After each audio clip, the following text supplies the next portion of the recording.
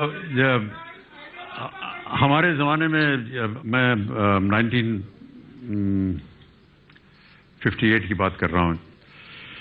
घर में ऐसा वातावरण होता था कि अब लड़का स्कूलिंग हो गई, अब स्कूल के बाद कहाँ जाना चाहिए, तो हमेशा ही रहता था कि ग्रेजुएट एक बहुत बड़ी चीज़ होती थी। ग्रेजुएट हो जाओ यार।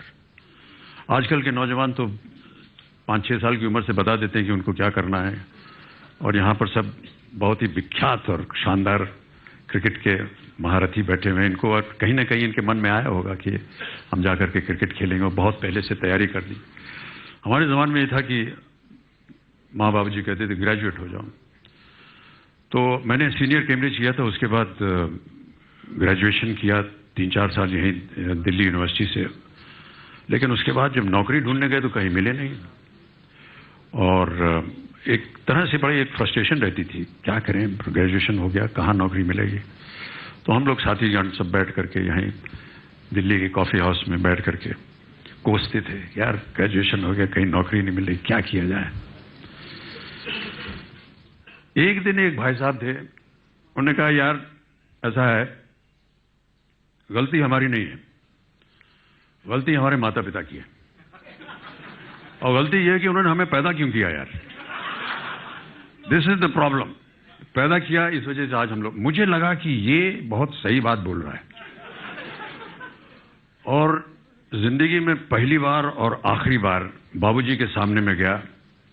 कभी भी उनके सामने मैंने ऊंचे स्वर में बात नहीं की। मैंने कहा आज मुझे पता चल गया है कि वजह क्या है इन सब बातों की, आपने मुझे पैदा क्यों किया था।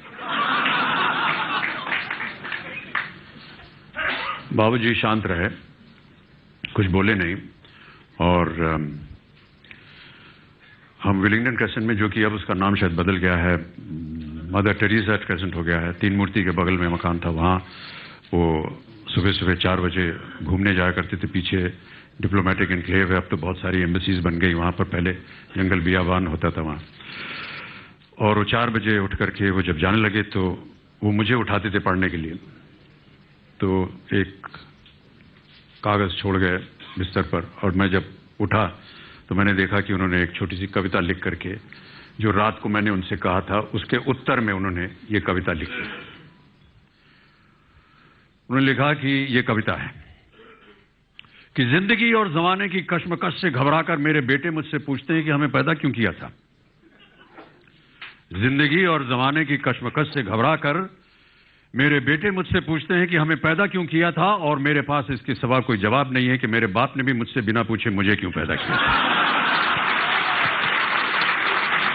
और मेरे पास इसके सिवा कोई जवाब नहीं कि मेरे बाप ने भी मुझसे बिना पूछे मुझे क्यों पैदा किया था, और मेरे बाप को उनके बाप ने बिना पूछे उन्हें, और उनके बाबा को बिना पूछे उनके बाप ने उन्हें। जिंदगी और जमाने की कश्मकश पहले भी थी, आज भी है, शायद ज्यादा, कल भी होगी, शायद और ज्यादा। तुम ही नई लीक रखना, अपने बेटों से पूछकर उनको पैदा करना।